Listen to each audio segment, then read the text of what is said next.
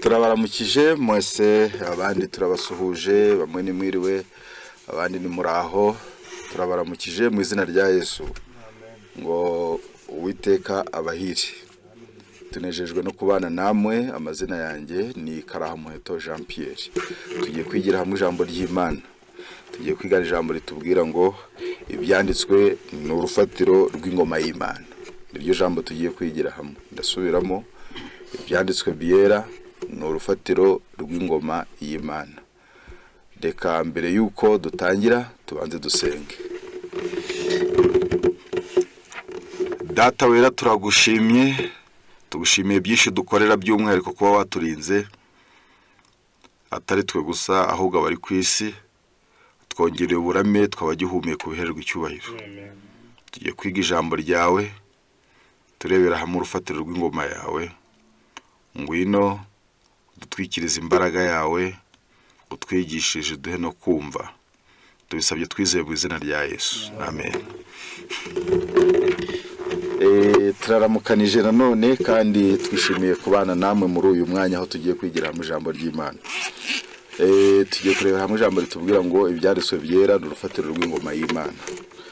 Dufite imfatiro nyinshi ziri hano kuri iyi si, ariko hari urufatiro rutajegajega rw'ingoma y'Imana, aribyo byanditswe byera. Kugira ngo habeho iyobokamana, nuko Imana yatanze amabwiriza y'iryo tegeko. Amabwiriza y'itegeko, amabwiriza y'iryo yobokamana aboneka mu gitabo cyitwa Bibiliya, aricyo kirimo ibyo byanditswe byera. Bibiliya no ibice bitandukanye, hari ibice by'amateka, hari ibice bivuga iby'Imana binyuriye mu busizi, hari ibice bijyaniranye n'ibyabaye n'ibyakozwe bikandikwa, hari ibice nanone bijyaniranye n'imigani kuko namwe bujya mubibona, hari ibice birimo ingoma z'abami, ari byo bitabo by'amateka. Ibyo byose tubibona mu byanditswe byera, bifite icyo bitumariye. Ubwo tuzamara icyumweru twiga, reka tubabwire ngo icyo tuzamaraho n'ubundi gihe nta n'ibya byanditswe byera. Ubwo ari ibyanditswe byera rero tugiye kureba akamaro kabyo, kugira ngo buri wese atazacikanwa yumva urufatiro azaba yubatseho, kuko kuruhomba ushobora kuzawubatse ku musenyi. Turasoma ibyanditswe byera nkuko n'ubundi ariko n'umutwe w'amagambo tubwira. Turaza gusoma duhereye mu gitabo cya Matayo. Igihe Yesu yari ari hano muri iyi si, yavuze abantu bahirwa bari bo, ariko muri aba bahirwa ndaza gukuramo umurongo umwe yerekana abahirwa bari bo. Yesu abonye benshi azamuka umusozi, amaze kwicara abigishwa be baramwegera, aterura amagambo ati, hahirwa abakene mu mitima yabo, kuko ubwami bwo mu ijuru ari ubwabo. Ijambo Yesu yahereyeho ryari iry'abakene mu mitima yabo. Iyo umuntu akennye ku mutima, ubundi umutima uvuzwa ahangaha ni ubwonko, ni intekerezo. Hahirwa abakene mu mitima yabo. Ntiyaravuze abakene bakennye ibijumba n'ibishyimbo, ntiyaravuze abakennye bakennye ibirayi, ahubwo yaravuze abakene mu mitima, ni mu ntekerezo, bahagizwa no gushaka Imana. Aba bantu bari bafite inzara n'inyota y'ijambo ry'Imana. Yavuze ko ari abakene bitewe n'uko mu byanditswe byera rimwe bamubona. Mu gitabo cya Yohana igice cya 6, ibyanditswe byera bitubwirira ijambo bigira bitya biti. Yohana igice cya 6 umurongo wa 63 haranditswe hagira hatya hati, kubahageze reka dufatanye gusoma. 6:63 hati, ndasoma, umwuka ni utanga ubugingo, umubiri ntacyo umaze. Amagambo abwiye niyo mwuka kandi niyo bugingo. Burya uru rufatiro rw'ingoma y'Imana, amagambo Kristo yavuze, amagambo Imana yavuze afite ubugingo muri yo.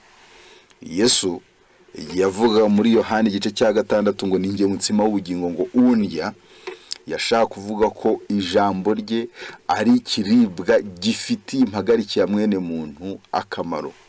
Umuntu agizwe n'abantu babiri, kuko biri nitubwira ngo kuko kubabazwa kwa none kw'igihwayihwayi kwiyongeranya kuturemera ubwiza bw'ahazaza. ngo natwe ntitureba kubiboneka ahubwo tureba ku bitaboneka, kuko iboneka ari by'igihe gito naho ibitaboneka bikaba iby'iteka ryose. Bibiliya itubwira ngo iryo somo ribanzirizwa n'irivuga ngo nubwo umubiri wacu w'inyuma usaza, umubiri wacu w'imbere uhora uhinduka mushya. Iryo somo riri mu Rwambere rw'Abikorintho n'umurongo wa 17. Umubiri wacu w'inyuma n'umubiri wacu w'imbere dufite imibiri ibiri. Noneho ibyanditswe byera bishinzwe kugaburira umubiri w'imbere. Umubiri w'inyuma wo ugaburirwa n'ibyo navuze, ibirayi, ibihaza, imboga n'ibindi. Naho umubiri w'imbere wo ugaburirwa neza n'ibyanditswe byera. Iyo ubuze iri gaburo, hari ibindi biwugaburira bikaba ibitekerezo bipfuye, ndetse no kubera aho ngaho ko nguko gusa, maze abantu bakizera ibinyoma, si no kwizera ibinyoma ahubwo bakabaho n'ubundi badafite ubugingo. Ibi byanditswe byera rero dukwiriye kubihorana. Baraza kunyegereza hafi igitabo cy'ibyaduka byo mu minsi y'imperuka. Ibi byanditswe byera dukwiriye kubihorana, dukwiriye kubyiga, dukwiriye nanone kubigira mu miryango yacu, abana, abakuru. Mu gitabo cyitwa Intambara Ikomeye hatubwira ko ibi byanditswe byera hari icyo bitumariye muri ubu buryo bukurikira. Reka yenda nyasome igitabo cy'Intambara Ikomeye kitubwira aya magambo nifuza kugira ngo mbabwire mbere yuko yenda tunegera n'imbere dusoma byinshi. Ariko muri iki gitabo cy'Intambara Ikomeye harimo ijambo ritubwira ngo ibyanditswe byera ni igitabo cyo kwigiramo Imana yahaye umuntu mu bwana bwe, mu busore, abaye umugabo w'igikwerere ndetse no mu busaza. Ibyanditswe byera rero reka tubabwire ngo bifite ako kamaro. Bibiliya si nayo gusa, ahubwo n'ibitabo by'umwuka w'ubuhanuzi bitubwira, bitwerurira, biduha ubusobanuro bukurikira. Reka nsome ayo magambo nk'uko nari mbivuze, aboneka mu gitabo cyitwa Intambara Ikomeye. Nk'uko nari maze kubibabwira, hatubwira iri jambo rikurikira. Ni amagambo agaragaza icyo ibi byanditswe byera bitumariye muri ubu buryo bukurikira. Reka nyasome ngaho ku bafite iki gitabo turaza gufatanya gusoma. Ni Intambara Ikomeye, page ni 69. Haranditse ngo God designed the Bible to be a lesson book to all mankind in childhood, youth and manhood, and to be studied through all time. Imana yagennye ko cyangwa se yategetse ko Bibiliya igomba kuba igitabo cyo kwigiramo, lesson book. Ni igitabo kirimo amasomo yayo, lesson book to all mankind, ku kiremwa muntu cyose aho kiva kikagera, kandi mu bwana kikigwa, mu busore kikigwa, n'igihe umuntu ari umugabo w'igikwerere cyangwa se ageze mu myaka ya 40, abo nibyo bita manhood, guhera ku myaka ya 35 kuzamuka kugeza kuri 60. Ni igitabo cyo kwigirwamo n'igihe cy'umuntu ashaje, and to be studied through all time. Kandi iki gitabo ngo kikigwa mu bihe byose. He gave his word to men as a revelation of himself. Imana yatanze ijambo ryayo ngo ryigwe nk'ihishura ryayo bwayo bwite. Ubwo ni ukuvuga ngo kugira ngo tumenye Imana ni iki gitabo. Muri iki cyumweru tuzambara twiga ni iki gitabo. Bisobanuye ngo kugira ngo Imana ikubemo, Yesu avuga ngo mbe muri bo nabo babe muri njye. Nta kindi cyavugwaga, ni ijambo rikubamo ryarangiza rikakuyobora. Mu gitabo cya Zaburi haranditse ngo, Zaburi 119 umurongo wa 9, haranditse ngo nabikiye ijambo ryawe mu mutima wanjye kugira ngo ntagucumuraho. Bisobanuye ngo iyo umuntu afata ijambo akarishyiramo imbere, ni uburinzi bw'umutima, ni uburinzi bw'intekerezo. Zaburi 119 umurongo wa 8 n'uwa 9, ku bafite Bibiliya murambure, haranditse hagira hatya hati 119 umurongo wa 8 hagira hatya ati mu murongo wa 9, umusore azeza inzira yate azayejesha kwitondera nkuko ijambo ryawe ritegeka. Nagushakisha umutima wose ntukunde ko nyuba ngo ndeke ibyo wategetse.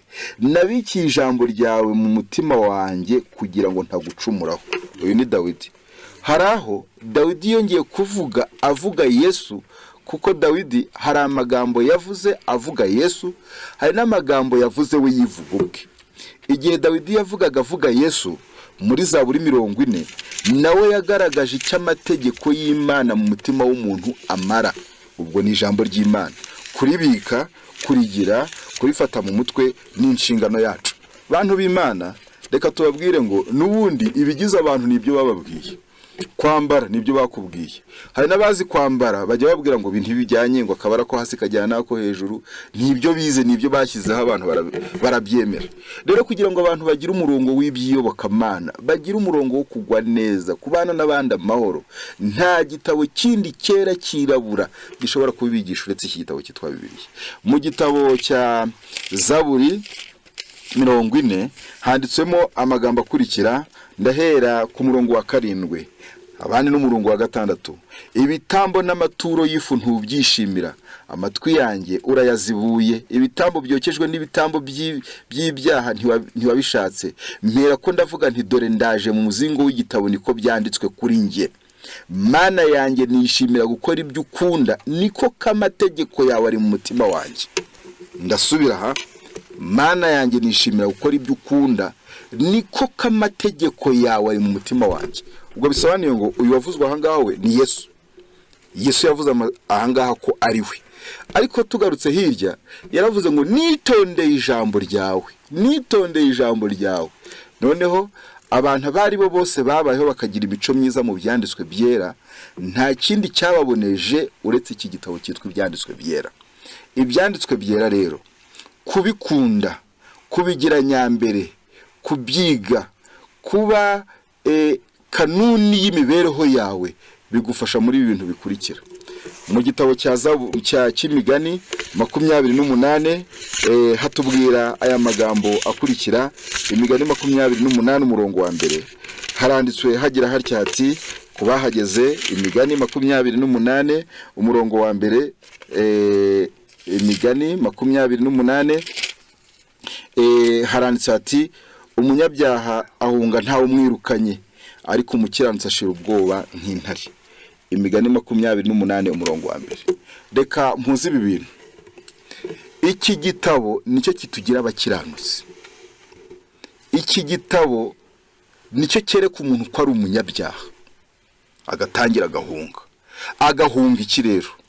Icya mbere nuko umutima w'umuntu wanimiye ibyanditswe byera uramushinja ukamwereka igihano.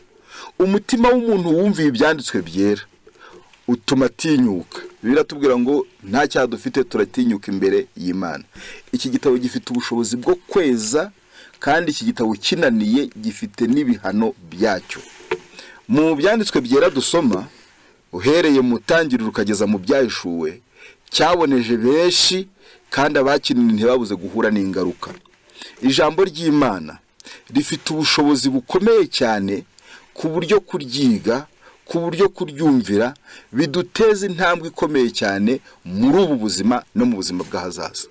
Muri iki gitabo harimo inama z'imishinga izigize tugira. Ndatanga ingero zimwe na zimwe. Muri iki gitabo harimo siyanse. Muri iki gitabo harimo ubumenyi bw'ikirere. Muri iki gitabo harimo ko imiryango ikwiriye kubana. Iki gitabo kibwira abagabo ngo ntukemere ko gukiranirwa kuba mu rugo rwawe. Iki gitabo kibwira ababyeyi ko badakwiriye kuba bakazitereyemo. Iki gitabo gitanga inama ku bayobozi b'abandi. Iki gitabo gitanga inama ku basirikare. Iki gitabo gitanga inama ku bategetsi. Iki gitabo gitanga inama ku bana. Iki gitabo gitanga inama ku bagabo, kigatanga inama ku basore. Muri iki gitabo nta na hamwe ushobora kuburira inama z'ibyo ugiye gukora. Iki gitabo kigera no kuri bije z'ingo zo mu ngo zisanzwe. Muri iki gitabo kigera kuri bije n'imishinga. Muri iki gitabo niho handitswe ijambo rivuga ngo nujya kubaka inzu ngo uzabanze wicare ubare impiya ziyirangije, ngo kugira ngo ejo utazayitangira yagera hagati ikakunanira, ngo abantu bakaguseka. Ubwo iki gitabo kinjiye mu bwubatsi, construction. Iki gitabo kinjira no mu bya gisirikare, ngo nujya kurwana n'ikindi gihugu nimba ubaye gashoza ntambara, ngo uzamanze umenye umubare w'abasirikare ufite, ngo urebe neza, ngo numara kumenya ngo umubare w'abandi bafite, kinjiye mu maneko. Ubwo kinjiye mu maneko, ngo umenye umubare w'abandi afite, ngo numenya ko kurusha abasirikare, ngo uzamusanganira hakiri kare umusabe imbabazi, mujye mu mishikirano. Kinjiye no mu mishikirano. Urukundo iki gitabo kitazi ubwenge. Iki gitabo ni ubwenge bw'Imana ubwacyo, kikubwira ki tutazinjira mu ntambara afite abasirikare 20, wowe ufite 5. Nuvuga ngo nubu umwe yakwica undi, umwe akica undi, bakiyahurana, wowe yasigarana 15, wowe ugasigara nta burinzi. Atahubwo uzinjira mu mushyikirano. Nimba ashaka igice cy'igihugu uzakimuhe, nimba ari umugezi yakwaka ngo ajya uvomaho, uwo muturanyi wawe uzawumuhe, usigarana amahoro. Iki gitabo kiragenda kikavuga n'ibyo twebwe ubwacu tutari tuzi, kikavuga iby'inyenyeri zo mu kirere, kikavuga ibyo hasi mu butaka, kikavuga iby'ubuhinzi, kikavuga ko umuntu wahinze umurima wakawutabirira agateramo imbuto nziza, no gutera imbuto nziza nabyo bigize ubumenyi bwa Bibiliya. Ntabwo umuntu afata ibishyimbo ngo apfe gutera ku bahinzi, ahubwo bajya bareba ya mbuto ko mu jisho ryayo muri cya gishyimbo kitapfuye. Ibyo ubukurikije n'ubundi birivuga ngo gutera imbuto nziza. Iki gitabo ndetse no mu nama z'ibito ravuga ngo nimujya muhinga ntimugahinga amajyejuru, ngo mujye muhinga mucukure mugeze hasi, ni ukugira ngo ubutaka bubeho udahinze hejuru ku kara. Muri iki gitabo gitanga ubwenge bw'abakiranutsi kandi kikereka umuntu uko akwiriye guhagarara. Twasomye mu ntambara ikomeye ngo ni igitabo cyo kwigirwamo umuntu ari umwana, ni igitabo cyo kwigirwamo umuntu ari umusore, ni igitabo cyo kwigirwamo abantu bageze mu gihe cy'ubukwerere in manhood, ni igitabo cyo kwigirwamo and to be studied through all time, kandi kikigwa ibihe byose. Ngaho bantu b'Imana, reka yenda ngera imbere, kuko twababwiye ngo ibyanditswe byera n'urufatiro rw'ingoma y'Imana. Iyi ngoma y'Imana ntawe utayishaka, ariko aho tuyikura naho tuvoma imbaraga zihashyirwa ni nkeya. Ndasoma amagambo aboneka muri Matayo 22 umurongo wa 29. Yesu yabwiye abayuda mu gihe cye, igihe cyo yari afitanye nab'impaka. Matayo 22 umurongo wa 29 haranditswe aya magambo agira ati, Matayo 22 umurongo wa 29. Nahageze reka nsome. Handitse ngo Yesu arabasubiza ati, mwarahabye kuko mutamenye ibyanditswe cyangwa imbaraga z'Imana. Guhaba yabwiye abayuda bari abasadukayo, bari bafite urujijo cyangwa se kugoreka iby'Imana ku bijyandanye n'umuzuko. Maze baramubaza bati ngo habaye abavandimwe 7, ni umugabo wabyaye abagabo 7, ngo nuko umwe arongora umugore, ngo hashize igihe ngo barapfuye, ngo apfuye muri umuntu baramuzungura, nawe barapfuye, ngo bityo bigeza kuri 7. Ngo nimba ijuru ritazabamo amahane, kuvuga ngo bazazuka, nibazuka urukumva bitazaba kavuyo. Nuko Yesu arababwira ati, mwarahabye. Yesu arabasubiza ati, mwarahabye kuko mutamenye ibyanditswe cyangwa imbaraga z'Imana. Muzuka ntibarongora kandi ntibashyingirwa, ahubwo bamera nk'abamarika bo mu ijuru. Ubwo icyo bari baranze kucyumva, maze bagatekereza ibitekerezo byabo, barahaba. Azaba mukande ko nibagera umwe azavuga ngo umugore wanjye n'undi umugore wanjye ko ari we yasize ku isi, maze umwe agakurura n'undi agakurura, ati hakaba habaye akavuyo, ati rero niba hariho ivujuru rizaba ari n'akavuyo. Arababwira ati, mwarahabye kuko mutamenye ibyanditswe byera cyangwa imbaraga z'Imana. Ati mu ijuru ntabwo tuzashyingirwa, ahubwo tuzaba nk'amareka. Cyakoze isoma igihe cy'umuntu arivuze, abashyingiwe neza bafite n'abana beza bumvikana n'umuryango wabo, bumva nta wundi muntu bashyingirwa, mbese baranyuzwe. Ati mu ijuru koko ubu bizaba birangiye bizaba birangiye. nuko ati uzaba hariya nanjye nzaba hariya n'abana bacu babe hariya, ati ntidushyingirwa tuzaba nk'abamarayika. Kumva uzaba uhombye. Oya, hari umunezero uruta uwo mu isi. Bivugira ahangaha, hari umunezero mu ijuru uruta uwo mu isi w'abantu bajya bagira. Umuryango mwiza ufite abana beza, ufite kuba warashatse neza mwumvikana, ibyo ngibyo ni byiza, niko bimeze. Ariko mu ijuru hari umunezero utagira impinduka, kandi ubwo mwumvikana abigiye umwe akoshereje undi. Ayo makosa rero nutwo dukoze dutoya mu ijuru ntituzavaho. Mubwira ngo ateke ibyoroshye ugasanga yabitemesheje, naryo ni ikosa. Ariko mubanye neza. Umubwira ngo uragenda saa 4 ateke kare ugasanga bigeze saa 4 n'igice, naryo ni ikosa. Mu ijuru utwo dukosa tuzavamo. Mubanye neza, ariko utwo dukosa turimo. Utwo ntabwo tuzongera kutugira, tuzabonka abamarayika. Imana ari idutunganiriza byose, kandi Imana ari tubera umuremyi. Ubwo kumva atari byo byiza se?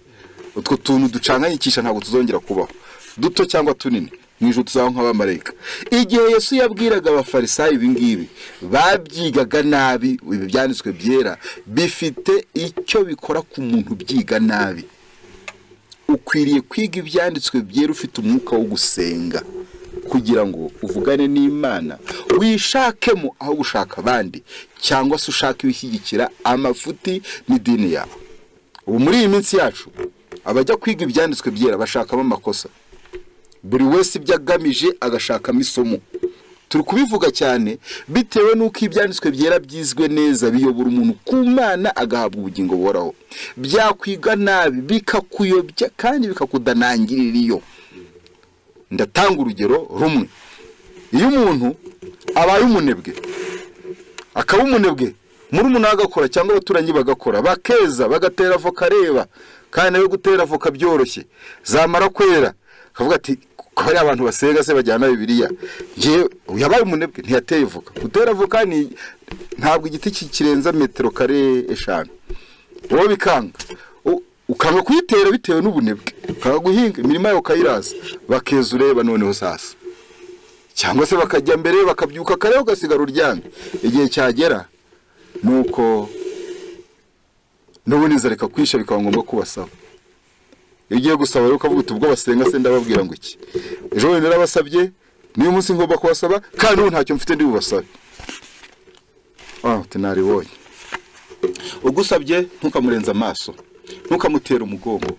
Ahubwo niba ugusabye, niba ufite icyo ugusaba guha, niba ufite icyo ugusaba, niba ufite icyo ugusaba agusaba, umuhe, ntumutere umugongo. Ni isomo rya Bibiliya, ukarimwohereza muri message, warangiza ugahezo narikurikiye uti none mumpe voka. Ni isomo rya Bibiliya, ntago bihuye. Wabaye umunebwe nawe, wamunyabutewe, sanga iki, sanga ikimonyo. Ubwo niko byagenze mu gihe cya Kristo. Satani amubwira ngo simbuka, hindura ibuye umutsima. Yesu yaramusubiza ngo umuntu atungwa n'umutsima gusa. Nabyo byari byanditswe byera. Kubw'iyo mpamvu ibyanditswe byera ibi ngibi birasaba ko byiganwa ubwitonzi, kandi abantu bagashaka Imana aho gushakamo ibishyigikira amafuti n'amakosa yabo. Ngaho reka nsome aya magambo aboneka ni mu gitabo cyitwa Intambara Ikomeye, page ni 521, ariko Intambara Ikomeye format yo muri 80 yo mu 1888. Haranse ngo whenever the study of the scriptures is entered upon with a prayerful, humble, teachable spirit, the plainest and simplest as well as the most difficult passages will be wasted from their true meaning. Igihe ibyanditswe byera byinjiwemo abantu badafite umwuka wo gusenga no guca bugufi ngo bigishwe, amagambo yoroheje ndetse n'amagambo yayo y'ibyanditswe byera arimo akomeye, ngo azagurukwa ahabwa ubundi busobanuro. Abantu bazayirukankamo bayaho ubundi wiki, ubundi busobanuro.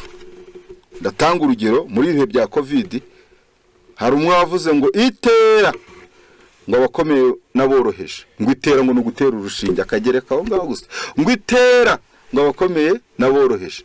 Itera rero ngo nugufata urushinge ukagenza ute ugatera, ngo itera tamaye itera. Ariko sibwo niko bimezera, ni ugutera urushinge cyangwa ni ugutuma ituma abakomeye n'aboroheje. Maze agiye gusoma ati itera, ati babateye da, itera ati inyamaswa yabateye. Uwo ntabwo yajyanye mu mwuka wo gusenga, ntiyajyanye mu mwuka wo kwigishwa.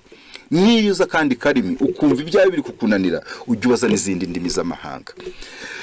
Hano rero haravuze ngo igihe icyo ari cyo cyose byanditswe byera ubyinjiyemo udafite umwuka wo guca bugufi, wo gusenga, udafite umwuka wo kwigishwa, ngo ibyanditswe byera, the plainest and simple as well as the most difficult passages will rested from their meaning.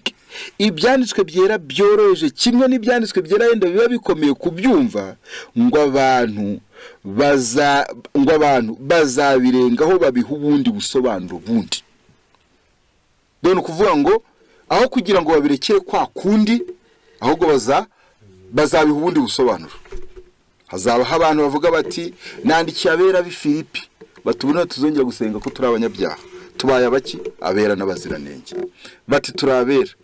Abo bera babayeho mu bihe byatambutse, babaho pe, bababera. Wasanga ngo manu tubabarira ukabuvuyemo, tubabarira iki ko turabera? Ibyo bibaho. Kandi ubwo ni Pawulo yandikira ngo nandikiye abera bahe b'i Filipi. Abera b'i Filipi yavuga ngo n'abakristo b'i Filipi. Bibiri katubwira ngo bana bato mbandikiye ibyo kugira ngo mudakora icyaha. Icyakora nimukora icyaha dufite umurengezi kuri data. Igihe cyari cyo cyose mwene muntu akiri hano kuri iyi si, birashoboka ko yakora ibyaha. Ibyo mubyumve. Ariko Bibiliya nitubwira ngo dufite umurengezi kuri data. Uwo murengezi arakicaye ku ntebe y'ubuntu. Birarangiye itaravugwa, mwene muntu akaramuka aguye mu cyaha, afite andi mahirwe yo kwihana imbere y'Imana. Abo byarangiye bite rero? Byarangiye bakoze ibyaha kandi arabera.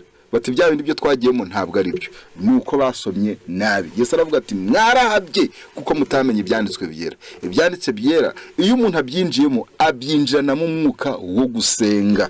Ngaho ubwo tuzamara iki cyumweru twiga mu gitondo ndetse na nimugoroba, bantu b'Imana reka tubijyane mu mwuka wo gusenga. Iki cyumweru kizatugirira umumaro, iki cyumweru kizatubera icyumweru kituzamura mu buryo bw'umwuka, kidukuze. Dore twarakuze mu myaka. Bamwe bari bafite 40, byabaye 41, abari bafite 50, muri uyu mwaka wa 2025 bagize 51, abari bafite 79, ubuje 80, mbese reka mvuge ngo we were promoted, twarazamuye twese mu ntera na magarade. Ariko twongere tunazamuke no mu buryo bw'iby'umwuka, ingeso twari dufite zihanagurweho binyure mu kumvira ijambo ry'Imana no kuzamuka. Kuko n'abanyeshuri nabo iyo yari mu wa gatatu arazamuka akajya mu wa kane akajya mu wa gatanu. Bibiliya itubwira iki? Nituramuka twize ibyanditswe byera, natwe tuzazamuka kuri urugero rwiza. Abefeso igice cya 4 haranditswe aya magambo akurikira. Abefeso igice cya 4, ngaho murambure ngaya amagambo y'Imana uko atubwira. Abefeso igice cya 4 umurongo wa 11 haranditse ngo, reka mbere ku murongo wa 13, kugeza ubwo twese tuzasohora kugira ubumwe bwo kwizera no kumenya umwana w'Imana, kandi kugeza ubwo tuzasohora kuba abantu bashyitse bageze ku rugero rushyitse rw'igihagararo cya Kristo, kugira ngo tudakomeza kuba abana duteraganwa n'umuraba, tujyanwa hirya no hino n'imiyaga yose y'imyigishirize n'uburiganya bw'abantu n'ubwenge bubi n'uburyo bwinshi bwo kutuyobya. Ahubwo tuvuga ukuri turi mu rukundo, dukurire muri we muri byose. Uwo ni we mutwe, ari we Kristo. Iri jambo ravuze ngo dukurire muri we muri byose. Ntitugwize imyaka y'ubukuru, tugwize ibyaha. Nitumere nk'amazi adendeje. Uko umwaka washize wari uri mu by'umwuka akaba ari kukiri no muri uyu mwaka. Icyadufasha rero gukura ngo ni iki gitabo. Reka tubabwire ngo abantu bajya biga ibitabo bitandukanye bakazamuka mu mashuri, bakika igitabo cy'uwa mbere, cy'uwa kabiri, cy'uwa gatatu, cy'uwa kane, n'icya university, n'icya masters, n'ibachelor, n'icya professor. Ariko iki gitabo gihora ari kimwe, abantu ntibazamuke. Gutanga ntibizamuke, kuvuga neza ntibizamuke, kubana n'abandi amahoro ntibizamuke. Ni ukubera iki? Mu gitabo cy'intambara ikomeye handitse ngo impamvu ibitera ngo Satani yashyizemo imbaraga zibazwe neza, yashyizemo icyo bita effort calculé, kugira ngo abantu ibyo bize bibavemo. Nubwo bimeze bityo rero, ntabwo arusha Imana imbaraga. Icyabiteye kigatuma ibyo bibaho ngo nuko abantu batomatana n'Imana. Reka tubabwire ngo iri jambo ritabaza. Zaburi 119:5. Ushaka kugendera mu wijima wawe ugenderamo ku bushake. Bibiliya avuga ngo ijambo ryawe nitabaza ry'ibirenge byanjye. Iri jambo reka tubabwire ngo ridufitiye umumaro ukurikira. Ngiye gutanga izi ngingo mbere yuko tugera mu cyigisho mu nyirizina aho nshaka kugira ngo nsobanure. Ijambo ry'Imana riratwubaka, cyangwa se ibyanditswe byera biratwubaka bikaduha ubwenge. Biratwubaka bikaduha ubwenge. Bibiliya nitubwira ngo maze ibwira umuntu iti dore kubaka Uwiteka nibwo bwenge kuva mu byaniko kujijuka. Ibyanditswe byera biratwubaka bikaduha ubwenge. Reka mbabwire ngo hari ubwenge abantu bagira, hari n'imigani abantu bagira, ariko kandi bakuye iyo, kamvuge ngo iyo bitari ibyo mu byanditswe byera. Ibyanditswe byera bitwigisha kurundanya, ibyanditswe byera bitwigisha kwizigamira, ibyanditswe byera biratubwira ngo nitwemere iby'ubute. Mwabyumvise hari, ariko hari n'imigani biyo mu kabare kimwe n'ahandi, ngo amafaranga ngo atazubaka inzu ngo yubakisha umubiri, basi ubwo arayamaze yose, ubwo nawe ni ibindi yishizemo. Ibyanditswe byera rero biduha ubwenge bw'abakiranutsi. Ibyanditswe byera biturinda ubuyobe. Mu gitabo cy'intambara ikomeye haranditse ngo page 343 ngo à la loi au témoignage si ne parle pas ainsi n'a pas de l'ordre pour le peuple. Ni somo rya Bibiliya rivuga ngo musanga amategeko y'Imana n'ibihamya nimutavugwanye n'iryo jambo nta museke uzabatambikira.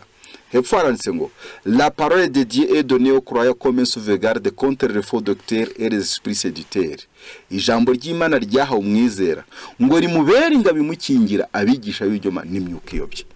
Imyuka iyobye muri iki gihe abantu benshi batangiye kuva mu byanditswe byera, bakizera ibintu by'amakompyuta, ngo za kompyuta, ngo za ATM, ngo mu kirere. Mbese babaye abantu b'ubumenyi bw'isi. No mu gihe cya COVID nabibonye, ukabona umuntu umusaza ari kuvuga ngo urwo rushinge ngo bararutera ngo rukinjira ngo muri DNA ngo rugahindura ngo uturemangingo. Nkabona nk'umusaza wacu ari kubinsobanurira, kandi uwo DNA nawe ntazi iyo bigana, na siyanse ye yatangiye DNA ntago uko bayitaga, nuko gasanga bigahindura uturemangingo ngo ku buryo ngo umuntu wazaba ikigoryi ngo mu buryo bw'atazi. Nuko bavuye mu byanditswe byera. Ibyanditswe byera byavuze inyamaswa n'igishushanyo cyayo. Ikimenyetso cy'inyamaswa cyavuzwe ntago ari ikimenyetso kigaragara, not a visible mark, ntago ari ikimenyetso kigaragara. None urushinge ruragaragara turabona, yego. Ibindi byose ibyo byagaragaraga ngo abantu ngo bizagenda gutya ngo bizacaha utwo dutabo tukandikwa tukazenguruka hirya no hino, ntabwo ari ibyanditswe byera.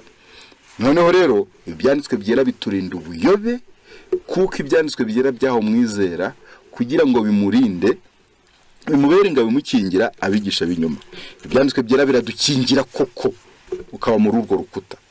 Mu rukuta rw'ibyanditswe byera nibwo habamo umusore mwiza. Mu rukuta rw'ibyanditswe byera nibwo habamo imiryango myiza. Mu rukuta rw'ibyanditswe byera nimwo harimo ubuzima bwiza. Mu rukuta rw'ibyanditswe byera niho habamo iyobokamana rizima. Kandi bitubwira ibidutegereje nuko tuzabicamo. Ibyanditswe byera bitubwira ibidutegereje nuko tuzabicamo. Ntibivuga ibyarangiye n'ibyo duhagazeho gusa, ahubwo bitubwira nibigenje gute nibidutegereje. Ubwo rero ibyanditswe byera bitumereye gutyo, hari icyo dukwiriye kwitaho. Yesu igihe yabwiraga abantu yarabwiye ati ngiye naraje, ninjye byanditswe byera, ninjye usobanura. Ati rero nubwo mwakwiga ibyanditswe byera mukanabyiga, mukwiriye kumenya imbaraga y'Imana. Mu gitabo cy'intambara ikomeye page 349 ni cy'Igifaransa, paragrafe ni ya mbere, harimo icyo dukwiriye kwitaho. Mbese muri uku kwiga nubwo wakuramo iki ngiki, haratubwira ngo le premier le plus important devoir de tout être raisonnable c'est d'apprendre par les écritures ce qu'est la vérité. Ikintu cyambere kandi cy'ingirakamaro mu nshingano y'umuntu wari we wese utekereza ufite akenge kakiri kazima, c'est d'apprendre par les écritures ce qu'est la vérité. N'ukwiga ibyanditswe byera kamenya ngo ukuri niki, ukuri niki. Ngo mu bahanga bari hano kuri iyi si ngo umuhanga nuwamenya ngo kuba ari umukiranutsi yahindutse umunyabyaha, ngo akongera agasobanukirwa ngo nuko umunyabyaha yahinduka umukiranutsi, ngo ubundi zindi siyanse nubwo zarorera. Uko ari umukiranutsi yahindutse umunyabyaha, nuko umunyabyaha yakongera agahinduka umukiranutsi, igisubizo kiri mu byanditswe byera. Hano haranditse ngo c'est d'apprendre par les écritures ce que la vérité, n'ukwiga ibyanditswe byera ukamenya ngo mbese ukuri niki. C'est de demander dans la lumière et c'est de marcher dans la lumière et d'encourager ses semblables à faire de même. N'ukugendera mu mucyo warangiza ugatera akanyabugabo bagenzi bawe kugira ngo bagende nkawe. Nous devons chaque jour étudier la Bible avec diligence. Dukwiriye kwiga Bibiliya buri munsi kandi tuyobowe. Nous arrêter avec ceci chaque pensée et comparer les versets entre eux. Nuko twarangiza tugahagarara kuri buri gitekerezo kigize Bibiliya, twarangiza tukagereranya imirongo n'indi. Mu gitabo kimwe niba no muri Bibiliya nanditse ngo spiritual things are discerned spiritually. Iby'umwuka bisobanurwa n'iby'umwuka bindi. Iby'umwuka ni ukuvuga ngo kugira ngo umenye Matayo birakwiriye kugereranya na Luka, kugira ngo umenye ibyahishuwe birakwiriye kugereranya na Daniyeli, kugira ngo umenye inzandiko za Pawulo birakwiriye birakwiriye kuko wongera gusoma mu Tangiriro. Ibyanditswe byera dukwiriye kubiharira umwanya wabyo. Ubu muri iki cyumweru cyo kwiga ukazajya uzinduka, byagera ni mugoroba ukaba warangije kwitegura, mbese niryo gaburo ritandi magaburo. Niyo mpamvu Yesu yavuze ngo umuntu ntatungwa n'umutsima gusa, ahubwo atungwa n'ijambo ryose riva mu kanwa k'Imana. Iri ryadutunga turarya muri iyi si, ariko bizagira aho birangirira. Ariko ufite ubugingo muri we azabaho muri ubu buzima kandi yongerabeho no mu buzima bw'ahazaza. Hepfo haranditse hatya ati avec l'aide de Dieu, nous dufashijwe n'Imana, nous acquérons ainsi des opinions personnelles. Tuzakira ibitekerezo cyangwa se tuzakira imbaraga zo guhagarara twebwe ubwacu twenyine, sans prendre de vie que nous devrons à répondre personnellement devant Dieu. Tutibagiye ko tuzahagarara imbere y'Imana tukibarizwa. Tukagenza gute? Tukibarizwa. Bantu b'Imana, reka tubabwire ngo mu gitabo cy'Abaroma igice cya 15 umurongo wa 4 haratubwira ngo ibyanditswe kera byandikiwe kutwigisha kugira ngo kwihangana no guhumurizwa bitangwa nabyo biduhesha ibyiringiro. Ntago bereho kutwigisha gusa, ahubwo no kwihangana no guhumurizwa bitangwa nabyo biduhesha iki? Ibyiringiro. Ucitse intege muri Bibiliya harimo amasomo menshi. Ese ubutwari muri Bibiliya harimo abagize ubutwari bukomeye.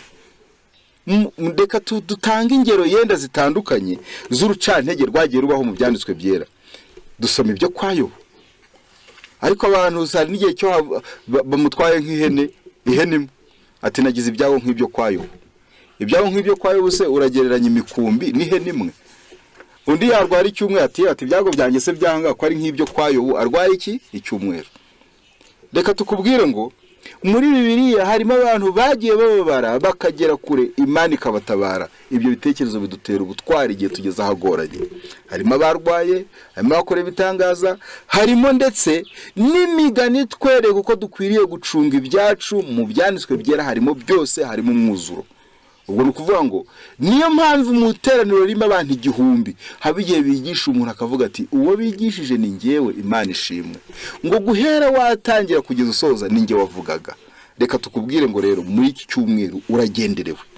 Mu gitabo cyitwa kugana Yesu, ndagira ngo nsomemo ijambo rimwe ritwereka ko dukwiriye gufata ibyanditswe byera. Haranditse ati page 90 paragrafe ni ya mbere, haranditse ngo there is nothing more calculated to strengthen the intellect than the study of the scripture. Nta kintu cyaha ubwenge ngo kibukomeze cyaruta kwiga ibyanditswe byera. Nta kibaho, nta kintu gishobora guha ubwenge kikabukomeza, strengthening the intellect, n'ugufata ubwenge bwawe bukabinditwe. Nta kintu gishobora gutuma umuntu agira ubwenge bukomeye kandi ubwenge bwiza cyaruta kwiga ibyanditswe byera kibaho. Ibyanditswe byera bigera mu muryango w'akavuyo bikawuha umurongo. ibyanditswe byera bigera mu miterere y'abasore batubaha Imana, bambara ibicikaguritse, bambara ibiteye isoni, bikongera bikabambika neza. Ibyanditswe byera bigera ku bantu bafite imiterere itagira ikimara imiryango, bakongera bakagira icyo bamara. No other book is so potent to elevate the thought, to give vigor to the faculties as the broad ennobling truth of the Bible. Nta n'ikindi gitabo cyaba ingirakamaro mu kuzamura ibitekerezo, kigatanga imbaraga z'ubwenge, kikabwagura kandi kikabuboneza nk'ukuri kuboneka mu byanditswe byera. If God's word were studied as it should be, men would have a breadth of mind. Iyo abantu bigaga ibyanditswe byera nk'uko bikwiriye, bakagize ubwenge bw'inditwe, a nobility of character, bakagira imico myiza, and stability of purpose rarely seen in this time. Kandi ngo bakagira n'imigambi hamye ngo biboneka gakeya mu bantu bo muri iki gihe. Migambi hamye, kugira intekerezo zituje, ngo abantu bigaga ibyanditswe byera niwo musaruro babikuramo. Ndagira ngo ndaza gusoma amagambo yenda mukanya tuza no kugana aho turi bunasoreze, mbabwira ngo ibyanditswe byera bifite umumaro munini. Ibyanditswe byera n'urufunguzo rwa byose. Ibyanditswe byera kubyiga ni imbaraga, kandi ibyanditswe byera dukwiye no kutanabyiga gusa, ahubwo dukwiye no gufata akanya tukabifata no mu mutwe. Niko igitabo cy'ibyaduka byo mu minsi y'imperuka kitubwira. Reka dusome mu byaduka byo mu minsi y'imperuka, ndasomamo paragrafe 2 gusa itubwira uko dukwiriye gufata aya magambo. Haranditse muri iki gitabo page 71, murimbisha ubwenge bw'anyamagambo y'agaciro ya Kristo aruta feza n'izahabu. Murimbisha ubwenge bw'anyamagambo y'agaciro ya Kristo aruta ifeza n'izahabu. Kuyarimbisha rero ubwenge, abantu bazi imigani bigishijwe, bazi uturirimbo bigishijwe muri primaire, bazi za recitation, ariko umuntu akaba atazi na Zaburi wenda n'umurongo n'umwe. Nirivuga Yeremiya 3:33 ntabaza ndagutabara nkwereka ibikomeye biruje utamenya naryo wapi. Mbese akaba nta n'isezerano agendana. Cyari igihe kigeze kibaho mu minsi yatambutse, abaho ibyiciro ngo ni byari byabatsindishirizwa. Umuntu barakubaza ngo duhisezerana Imana yaguhaye, ngo ni isezerano Imana yaguhaye. Ubwo ngo wagomba kuzaryama cyangwa ukajya gusega ngo ukabona isezerano, ngo ukabona isomo. Ariko ikibazo cyari kirimo, hariho umuntu ushinzwe gukontorora ayo masezerano ngo yumve nimba ariyo. None bakabije cy'umuntu asenze cyangwa se yajya muri alisinasiyo amaze nka 3 atarya, akaba avuze ngo Yeremiya 5:14 nuko yaza yarambura ati rero ndakwibasiriye, ati ntago ari ryo, kuki iryo ritabaye ryose. Abandi nabo batangiye gufora muri Bibiliya, ntago ari uko babyiga, ngo reka ndambure ngo umurongo wa 10 ngo nenda ahita nsoma, agahita arambura umurongo wa 10 n'iby'Imana irabimbwiye. Umwe yarasomye ngo afora hambere, ngo kansoma hambere, arafora ngo asoma hambere kuri handi Yuda, ngo asoma handitse ngo nuko ari yahura. Ati Imana yavuze ngo niyahurera, ati reka nsoma hakayiriho ukiravuga biraba ari ibyo, kandi Imana ivuga rimwe bwa kabiri, ngo agiye gufora hakabiri ngo ararambura ngo ngo genda ugira uryo, ahita yimanika. Reka tubabwire abantu b'Imana ntago ariko biga ibyanditswe byera, ntago bafora. Navuga ngo umurongo wa 12 turi abana niho twaforaga amashusho mu bitabo, ntago ariko babyiga. Ahubwo ibyanditswe byera bariga umutima wawe ukavugana n'Imana, ukarimbisha amagambo y'agaciro umutima wawe, ukayuzuzamo, wamara kuyuzuzamo mbese ukamera nk'imodoka imaze kunywa essence. Aho niho ushobora kwirirwana n'abantu, mwese ntiyabwirwaga by'abantu ngo kuko yarazi bigenza gute ibibarimo. Hano haranditse ngo muhorane Bibiliya nto igihe muri ku murimo, maze buri kanya kose mubonye mukungukiremo mufata mu mutwe amasezerano y'agaciro. Reka mvuga kan ntagire uwo nkomeretse. Kera habagaho Bibiliya ifite umugozi umeze nk'agakapu, ako kantu k'akagozi kakitwa gatampera, kimwe na mwene nyina wako kagasashi ko kwicaraho. Agatampera ntabwo ngende bugatindeho nako kagozi kugatwara, oya ntabwo ndi buhatinde. Ariko no mu kazi muri computer ubu bibiri yirimo, Imana ishimwe.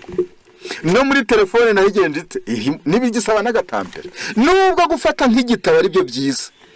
Ariko reka nkubaze, ese amasaha usoma ujya ugena 30 yo gusoma na ya Bibiliya yo muri telefone? Imana yabyigije hafi, irabiseseka ibiseseka no muri telefone. Telefone iyi ngiyi rero, iyi muri kubona irimo ibitabo byose by'umwuka w'ubuhanuzi, ikongerekaho mu Bibiliya. Buriya ni ukugira ngo urubanza rwacu rube runini. Niyo mpamvu birivuga ngo nawe Kaperinawumu, iyaba ibyakorewe muri wowe byarakorewe i Tiro n'i Sidoni, baba barihanye. Iyaba bakera bagendanaga imizingo irambuye igeze nk'iyi ngiyi bakikorera nk'abatwaye imijishi, bari bafite Bibiliya nk'izanga, bari gufata byinshi kuruta twebwe. Cyokoze natwe ubwenge bwaragabanutse kubw'ibyo kurya, kubw'ibihe, kubwo gusaza n'ibirere byagiye bihinduka. Ibyo byose n'ubutaka bukagajuka, ariko natwe Imana yatwohereje bijyaniranye natwe n'igihe cyo tugezemo. Bantu b'Imana, hano haratubwiye rero ngo igihe muhorane Bibiliya nto, igihe muri ku murimo, maze buri kanya kose mubonye mukungukiremo mufata mu mutwe amasezerano y'agaciro. Igihe kizaza ubwo abantu benshi bazimwa ibyanditswe, ariko niba iryo jambo ryanditswe mu bwenge nta muntu uzashobora kuribambura. Mwiga ijambo ry'Imana, mwibutse amasezerano y'agaciro ririmo, kugira ngo ubwo tuzamburwa Bibiliya zacu tuzashobore kugumana ijambo ry'Imana. Ndambuka hakurya ku jambo rimwe gusa, abazaba barashikamisha imitima yabo mu kuri kwa Bibiliya nibo bonyine bazabasha gushikama mu rugamba rukomeye ruheruka.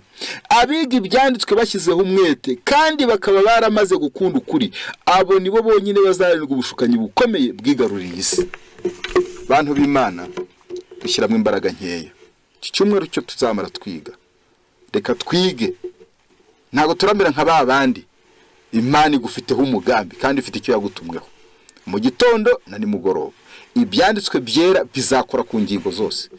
Ingingo zose izo kubana, ingingo zose izo kugira umwete, ingingo zose izo kugira ubukristo, izo kwirinda, izubuhanuzi budutegereje n'igihe cyo duhagazemo. Imyaka iri gushira indi kaza, ubuhanuzi bw'ibinyoma abantu barabusuka hirya no hino, bamwe bakagwa, abandi nabo bakazanza mukabinyuriye mu gufate ukuri kw'ibyanditswe byera. Reka buri wese yongere yeguke maze yiga ibyanditswe byera binyuriye muri aya magambo nshaka kugira ngo nsome, nkasoma isomo rimwe tugana ku musozo. Mu gitabo cyitwa Uwifuzuye byose haranditse ku rupapuro rwa 190, haranditse ngo, Cyongereza paragrafe ni ya 4, as our physical life is sustained by the food, nk'uko imibiri yacu itunzwe n'ibyo kurya, so our spiritual life is sustained by the word of God.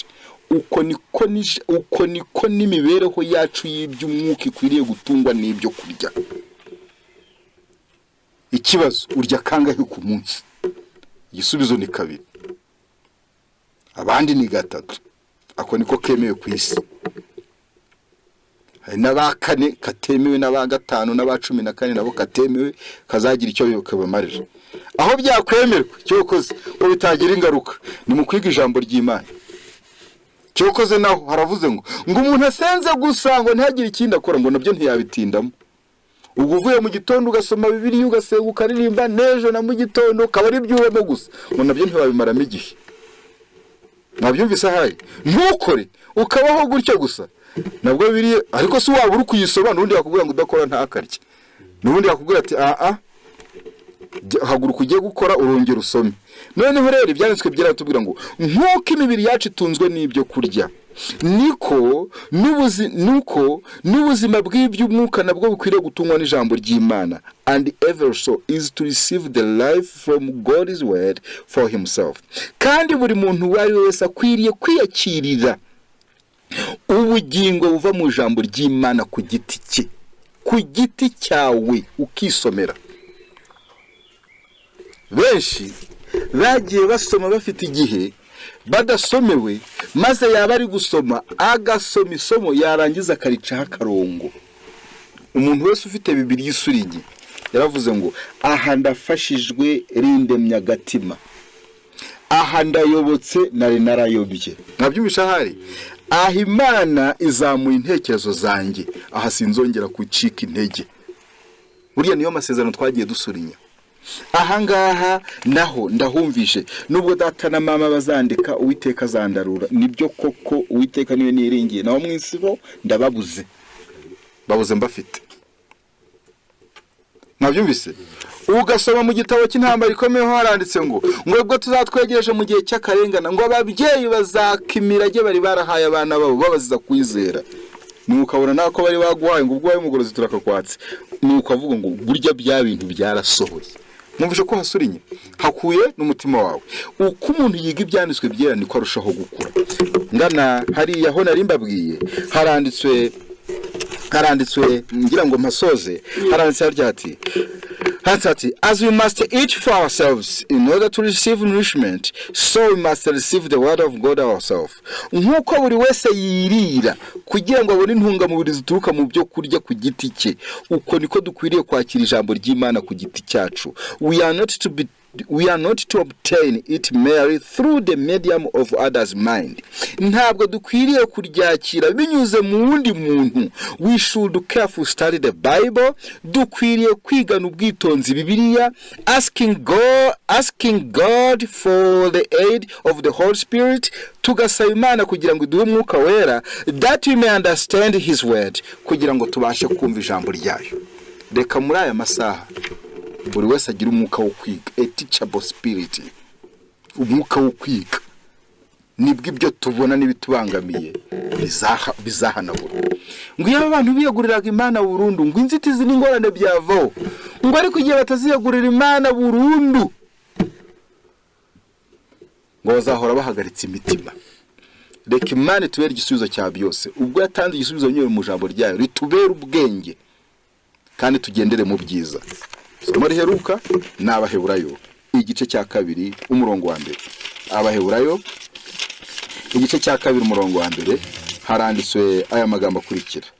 Abaheburayo igice cya 2 umurongo wa 1 kuba hageze handitse ngo nicyo gituma dukwiriye kurushaho kugira umwete wo kwita ku byo twumvise, kugira ngo tudatembanwa tukabivamo. Gira umwete wo kwita kuri ibi, utazatembanwa ukabivamo. Gira umwete wo kwiga ibyanditswe byera. Gira umwete wo kumenya ko biruta byose. Ngo isi yose ngo ntago ifite ubutunzi buruta buri mu jambo ry'Imana. Reka ubutunzi tubugundire, maze tugire umwete wo kwiga mu izina rya Yesu. Amen.